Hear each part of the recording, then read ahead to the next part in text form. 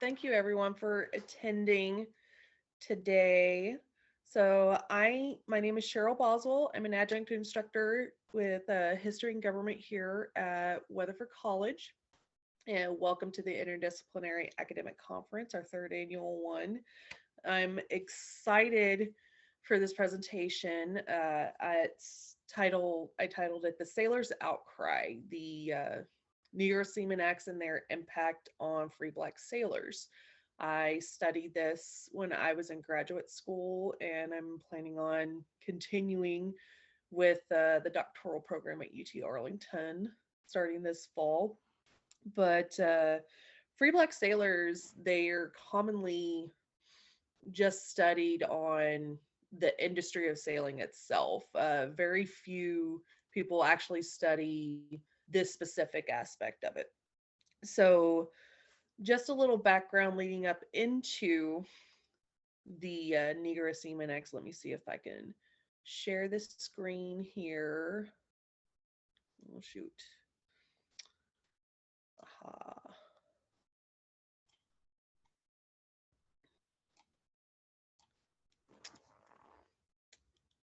All right. So there we go. Pull up the Zoom meeting as well. That way I see everything here. All right. So, whoops, got to go back to the beginning. This little presentation here. Sorry about that. But Sailors Outcry. So, going back here, we have Toussaint Louverture. He was a slave born in Saint Domingue, later renamed Haiti. So, whenever they're going to have the revolt in Saint Domingue that lasts from early 1790s, I believe it's about like 1791 is about the time it starts up until right around early 1800s. 1804 I think is when it officially ends, and Saint Domingue, which was a former French colony, is going to be renamed Haiti. And so following the American Revolution, Haiti is going to be now the second independent state essentially in the Western Hemisphere. And it's going to unsettle a lot of Southerners, especially slave owners, because now we have the first fully successful revolution of slaves. It's a slave revolt that is now successful in establishing its own independent republic. And it unsettles a lot of them because they're like, well, is that going to inspire revolt and revolution with our own slaves here? And not everyone's going to be on board. So it's already kind of heightening a lot of the tensions. And then 1800, we have the Gabriel Prosser Rebellion. And this is going to take place in Virginia, I believe. And you got a little sketch there of Gabriel Prosser on the left. And they revolted and they started like going on a rampage, essentially. And ultimately, it was cut down very quickly within like less than a week. It's going to be stopped, but it's kind of like one little incident after another that's leading up to eventually this law until things kind of start settling down. And then 1822, it kind of all changes. So Denmark Vesey shown here, he is known as being a big member, like a big upstanding member of the free black community in Charleston, South Carolina. And he was a member of what was called the African Methodist Episcopal Church, the AME. And he had originally been a slave, and he was a sailor himself. He was a slave on a ship. And he lucked out and was able to win his freedom in a lottery. His captain allowed him to purchase a lottery ticket because he was able to get, some wages while on ship. And in Charleston, he won his freedom. And he was going to then become a carpenter. And he starts becoming very vocal in African American civil rights. that equality for all. We live in America where, all men are created equal, yet, we're really not living up to that principle or ideal yet at this time. And the summer of 1822, David Walker not David Walker, I'll get to him in a minute. But Denmark Vesey here, he is going to be imprisoned.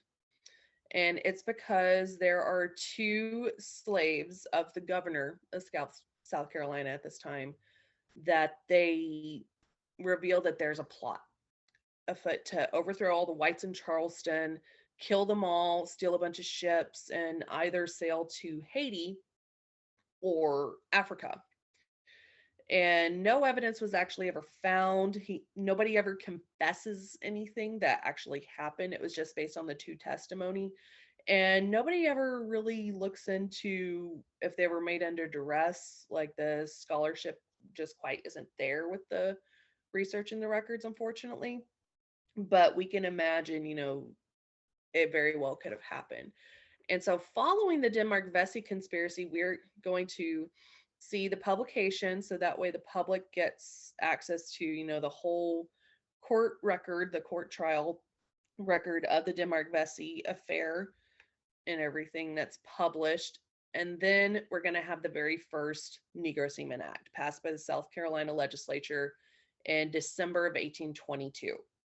And so what it did was, if you were a Black sailor, free or enslaved, because there were still enslaved sailors at this time, didn't matter if you were American or British, no matter where you were from, you came into their port in South Carolina, you would be imprisoned the whole time you were there while your ship was in port.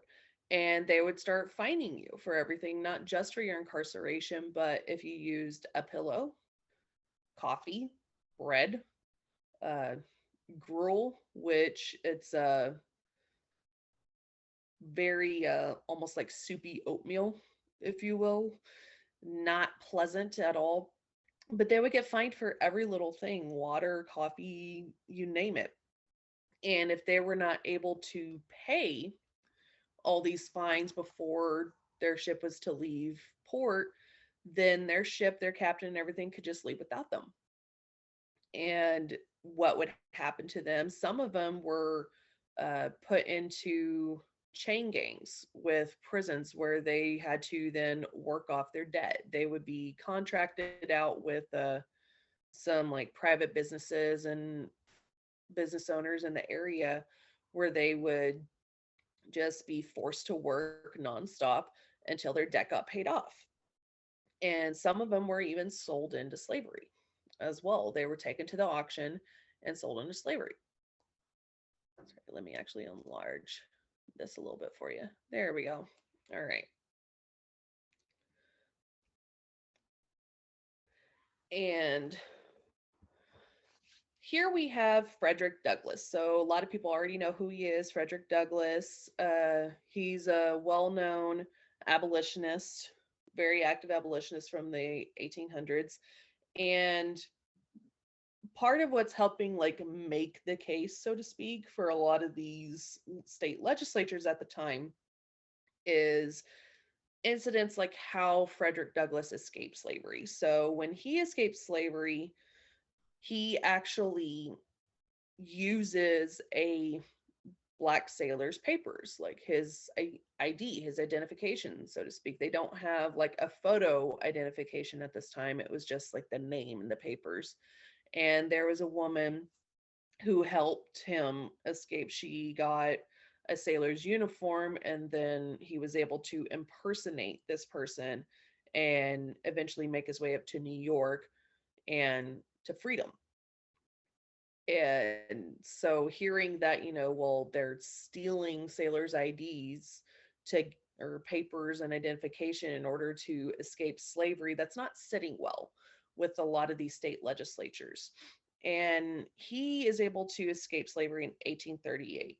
And for most of the 1820s, we see South Carolina is really the only one that has a Negro Seamen Act. And you think, well, how is this just getting by?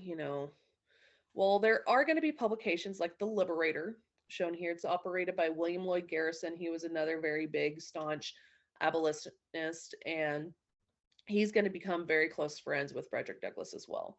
And he had been operating with what was called the American Colonization Society for that was around in the 18 teens, moving into the 1820s a little bit. And this was a movement to, instead of just keeping the free blacks here, like if once they were emancipated, they mostly just stayed in the urban areas. They may have been moved to urban areas, but they mostly just kind of stayed in the states where they already were. And the American Colonization Society was saying, well, why don't we repatriate, like remove them to Africa, back to Africa? And so this is where we see the nation of Liberia gets created. And William Lloyd Garrison and a lot of other African Americans at this time, because we're seeing a new generation rise up where they're like, well, we know nothing about Africa. That's not our home. We'd rather just stay here. And so they're starting to become a little more militant, if you will. And the Liberator and other papers like the National Anti-Slavery Standard, they're going to be publishing accounts of these free black sailors that survived the imprisonments. And it's estimated that there's as many as 10,000 that get imprisoned while these are all in effect. And South Carolina is kind of the only one doing it for a while. And then we see 1829, David Walker here. He is going to publish an appeal to the colored citizens of the world. And it is a very militant call. Here, I'll show it here. A very militant call to rise up with violence against your owners, your slave owners, your masters, and take back your freedom. And it doesn't sit well. So following this, we're going to see Georgia is going to pass one, and very quickly we're going to see sorry here 1830, there's another one, 1834, 1838, 1842, and all the way up to Texas. So we're going to see Georgia and North Carolina right after South Carolina pass theirs. Florida, 1832. Alabama's going to pass theirs in 1838 after the whole Frederick Douglass episode comes to light. Mississippi and Louisiana passed theirs in 1842. Texas is the very last one in 1856 to pass one. So think kind of like all along the coastal slave states. Virginia surprisingly never passes one. But Virginia was one of the older states from like early colonization of America, obviously. And they had already had quite liberal emancipation laws for a while. And they had a very strong free black community. So it wasn't necessarily as pertinent, if you will, for them to pass something like that.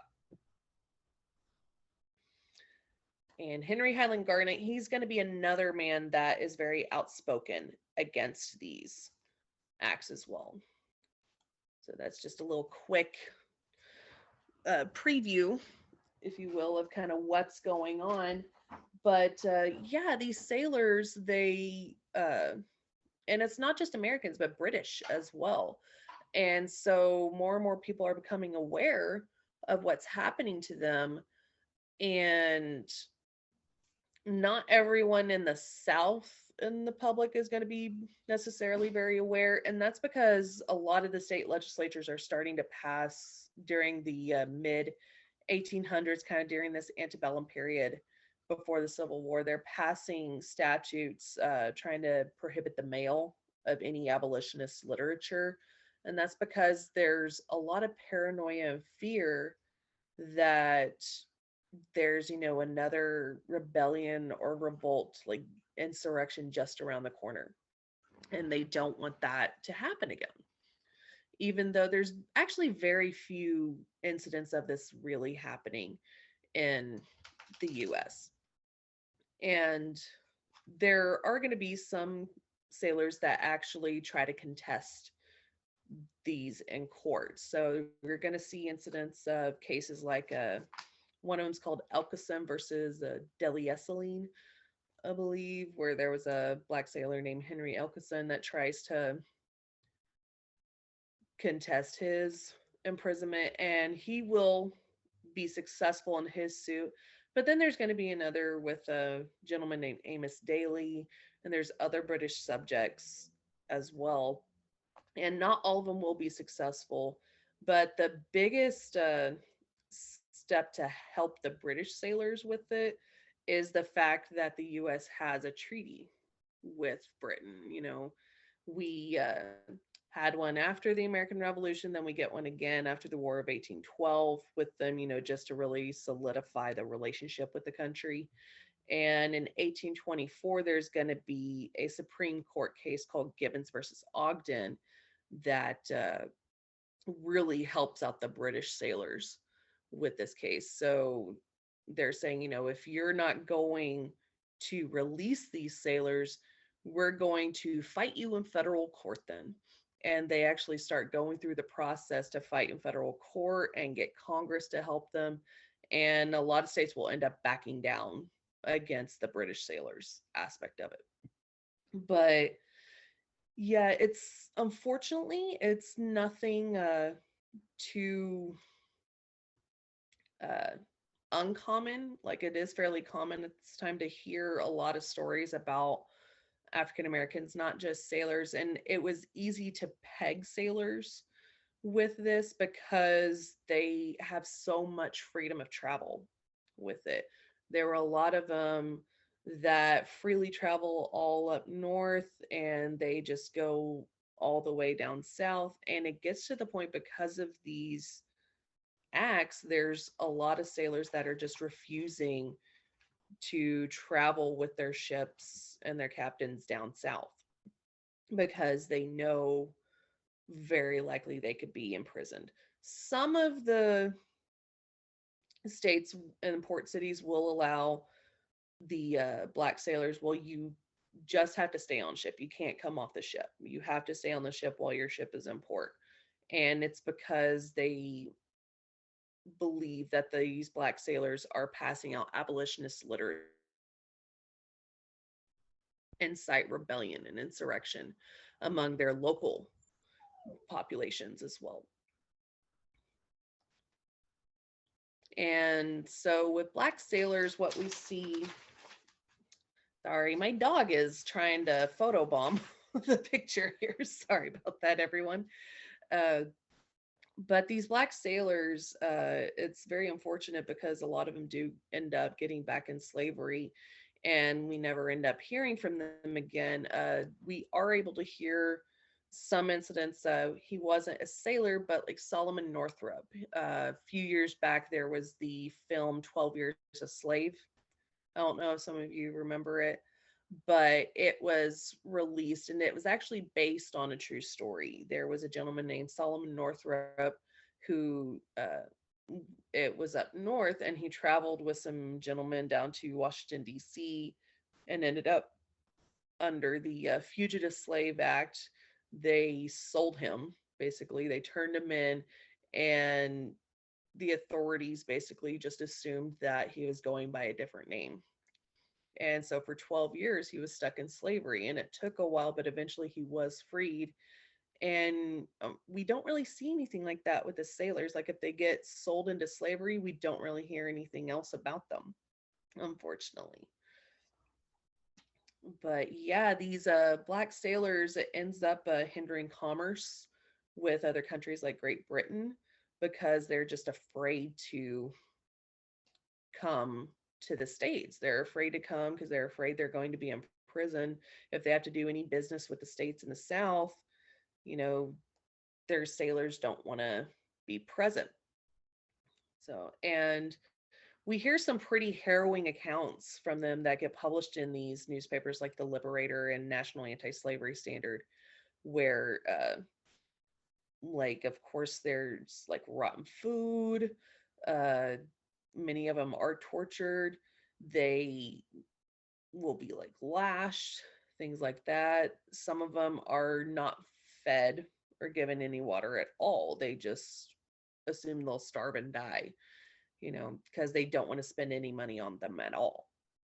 And it's unfortunately it's very unfortunate, obviously, to hear about these things. And these sailors, we don't really get a whole lot of the common public helping out. I mean, there are members of like the abolitionist movement and different organizations that do try to help out when they hear about it, when it becomes public knowledge, but it's getting the word out that has become an issue. So these laws definitely do hinder the freedom of Black sailors, and it ends up ultimately hindering the freedom of travel for African Americans in general in the United States, because with the travel so restricted with them, we see a lot of other statutes start getting passed where they're trying to restrict all of the movement, like implementing curfews, saying they can't cross state boundaries, they have to have specific papers and everything. They can only stay within their city limits, they can't travel outside of them. They can't even go to neighboring plantations to, if like your wife or husband is on another plantation, they can't attend those. So yeah, it definitely hinders the freedom of travel. uh, my presentation was not as long as I thought it was going to be. I'm going to open it up to questions. If anybody has any questions, please ask. Use the chat down at the bottom, and I will do my best to answer any questions y'all might have. I thought I was going to be longer, but I guess I kind of just did a little short summary of the whole thing, unfortunately. So does anyone have any questions?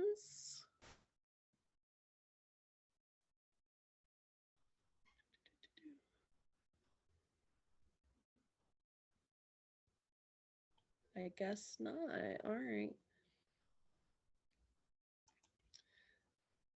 But Free Black Sailors, I love talking about them because there's not a whole lot of research there.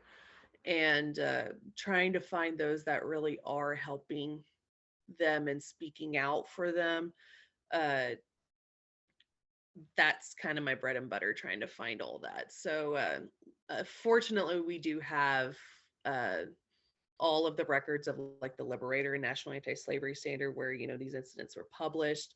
Many of them do keep diaries, so we hear a lot about the accounts of what they were subjected to and endured as well.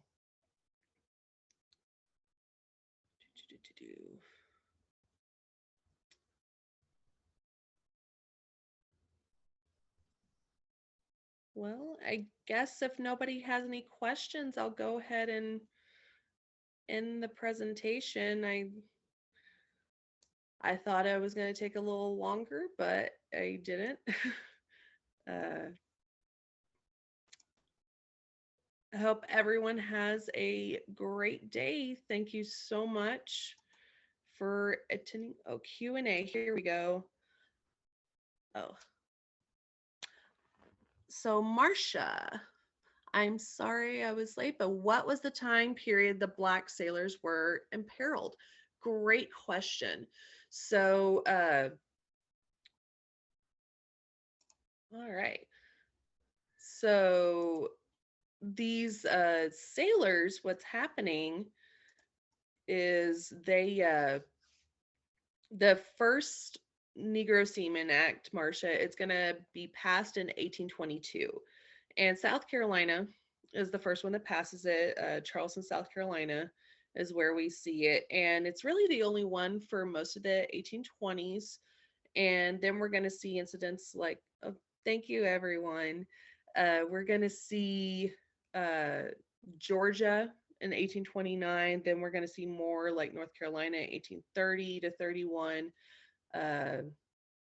Alabama, or Florida, sorry, 1832, 1838, 1842. Texas is going to be the last one to implement in 1856. So it's kind of this antebellum period, a little over 30-year to 40-year period in the 1800s. So about 1822 to 1856, if you want to be specific with it. But thank you for your question, Marcia. Are there any other questions from anyone? No. Well, I'm glad everyone enjoyed the presentation. I know it wasn't as long as some of the others. That's kind of my teaching style. I tend to try and keep things a little concise, summarization. So you just mainly get like the high points, and then I try to answer any other details in the questions. But if nobody else has any questions, thank you so much. And I hope everyone has a wonderful day, and stay tuned for more. I'll be hosting another webinar at 11 with Dr. Scott Williams from the university. He's going to be looking or explaining student success. So how to help with student success. So maybe try and tune into that one if you can. There's going to be a lot of interesting ones throughout the whole day. So y'all have a wonderful day. I hope you're enjoying the conference, and I hope to see some of y'all next year with whatever I present. Bye.